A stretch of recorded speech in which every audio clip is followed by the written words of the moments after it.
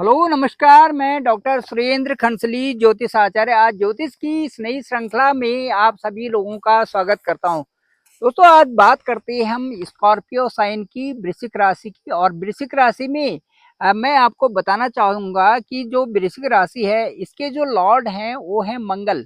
तो मंगल लॉर्ड होने से इनके ये जो वृश्चिक राशि के लोग होते हैं ये दिखने में आकर्षक होते हैं।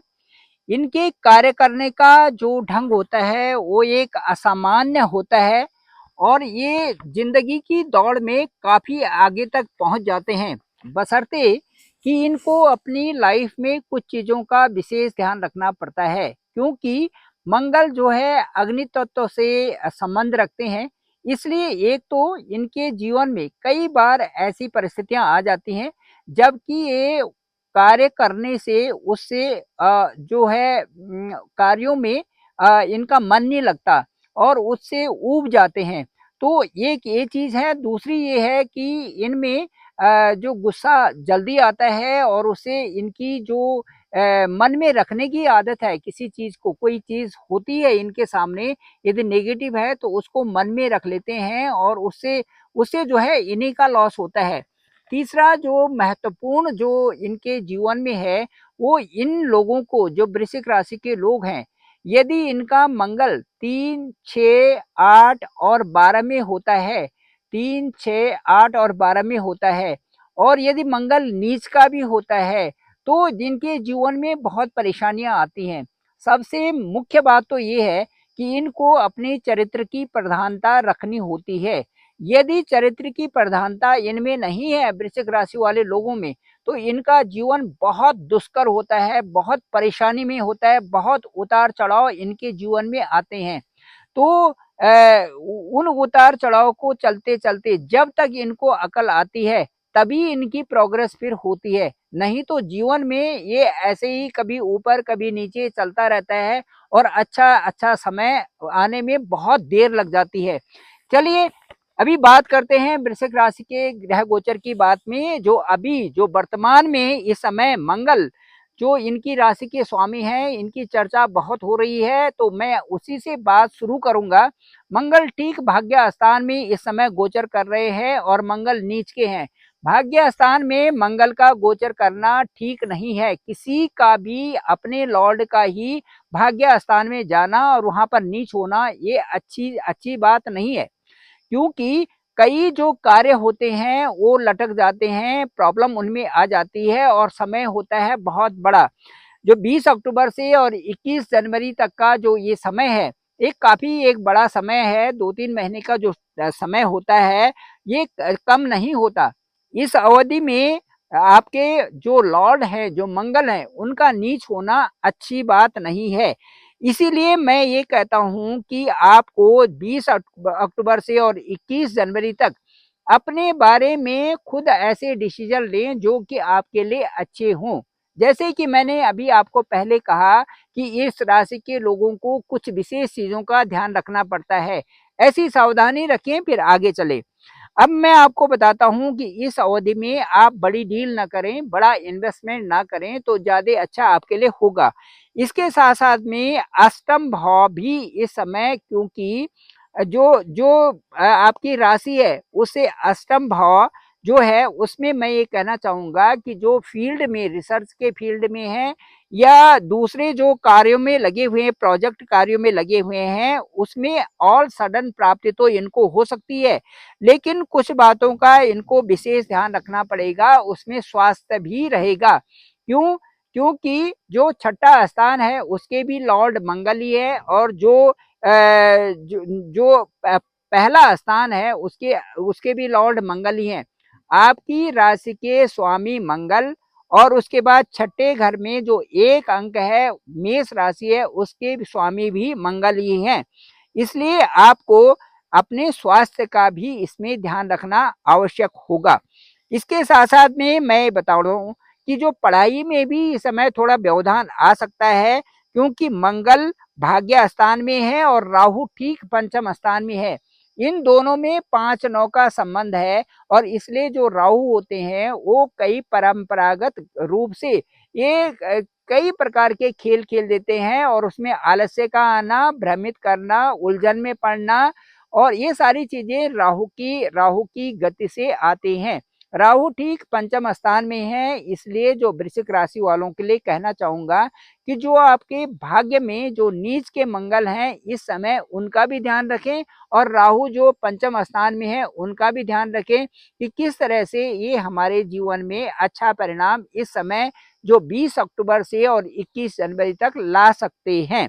अब मैं आपको ये बताऊंगा कि मंगल जो छठे भाव में जो मंगल की राशि है, मेष राशि है, वृश्चिक राशि से ठीक छठे में, उससे उसमें क्योंकि वो रोग स्थान भी होता है, तो जिनकी बढ़ती हुई उम्र है उनसे मैं कहना चाहूंगा कि ये बीपी से संबंधित, रक्त संबंधी विकार भी इससे हो सकते हैं। इसीलिए थोड़ा ध्यान देने की स्थिति यहाँ पर बनती है। गुस्सा भी आता है, लेकिन मैं ये कहूंगा कि भूमि का योग भी आपका बन रहा है, क्योंकि मंगल चाहे नीच के भी हैं, आपके भाग्य स्थान में है, तो भूमि संबंधी योग भी यहाँ पर बना सकते हैं। इसलिए मैं आपसे ये कहना चाहूंगा कि मंगल का जो आपका नीच का मंगल जो आपके ठीक जो है भाग्य स्थान में गोचर कर रहे हैं, इनके लिए मैं कहना चाहूंगा कि यहाँ पर का जो गोचर है वो आपको किसी न किसी तरह से बड़ों की सलाह के लिए कह रहे हैं। यहाँ पर पिता का स्थान भी होता है और साथ साथ में यहाँ से बड़ों की भी यदि राय लें आप तो ज्यादा अच्छा रहेगा। और इसके साथ साथ में मैं अब आपके गुरु की तरफ आता हूं कि जो जुपिटर हैं वो आपकी राशि में, वृश्चिक राशि में ठीक जो है सप्तम भाव में गोचर कर रहे हैं। सप्तम भाव में बृहस्पति का जाना ठीक है, लेकिन वहां पर बृहस्पति बकरी है।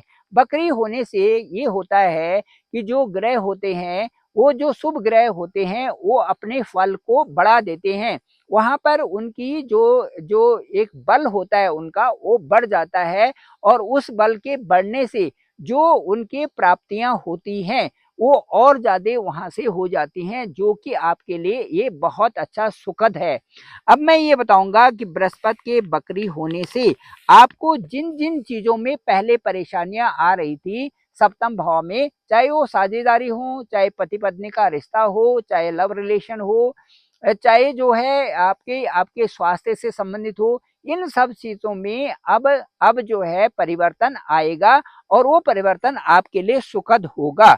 इसके साथ साथ में आपके जो लंबित कार्य हैं, व्यापार से संबंधित सप्तम भाव को हम विशेष तरह से मानते हैं, तो व्यापार में आपको लाभ होने की पूरी संभावनाएं बनती हैं वृश्चिक राशि वालों को, क्योंकि जो बकरी जो वहां पर जो बृहस्पति हैं, गुरु हैं, वो आपके लिए 4 फरवरी तक विशेष रूप से आपके ऊपर आशीर्वाद बनाए हुए हैं।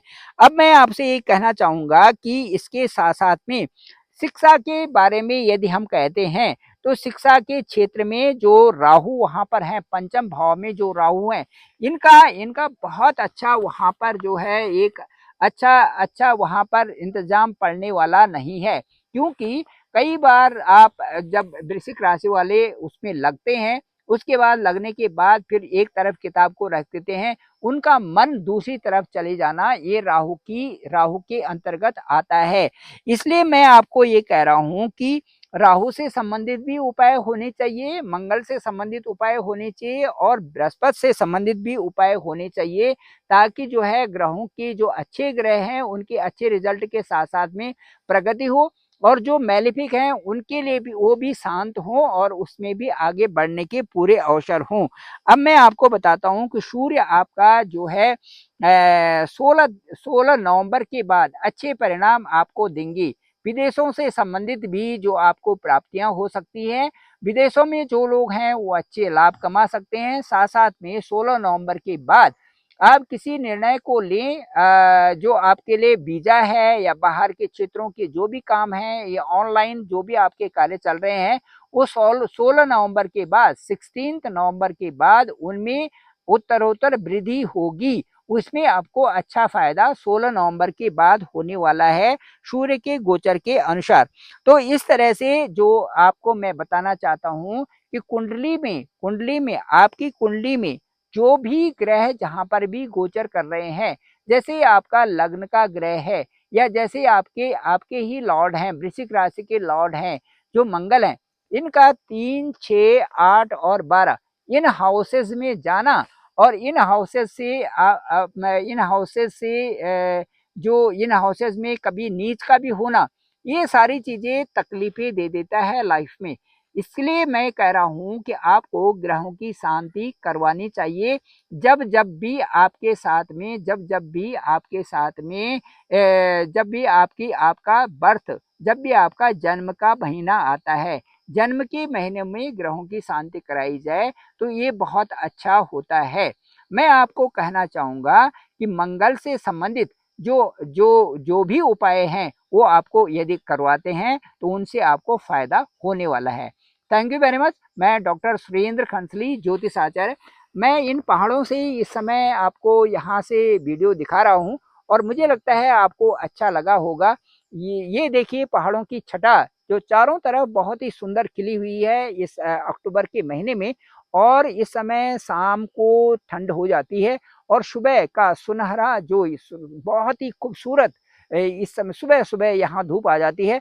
और सच बताएँ तो यहाँ रहने का आनंद तभी है जबकि ऊपर से जो सूर्य भगवान है उनकी जो किरण है, पहली किरण पहाड़ों में पड़ती है और उससे हमें सबसे पहले की धूप मिलती है, उसका आनंद ही कुछ और है। सुबह से शाम तक धूप रहती है, शाम को और सुबह ठंड होती है। इस तरह से बहुत संपूर्णता यहाँ पर बनी हुई है, बहुत ही खूबसूरत मौसम चारों तरफ बना रहता है। Thank you very much. मैं डॉक्टर सुरेंद्र खंसली, ज्योतिष आचार्य। डिस्क्रिप्शन पे मेरा नंबर है 9868280191। आप मुझे कॉल भी कर सकते हैं, डायरेक्ट कॉल कर सकते हैं, केवल वही लोग करें जो बहुत नीडी हों और मैं आपका कॉल ज़रूर पिक करूँगा और साथ-साथ में आपको बताऊँगा कि आपकी दशा और अंतर्दशा क्या कहती है और उसके परिणाम किस तरह से आ रहे हैं, उन सब के बारे में आपको बताएँगे।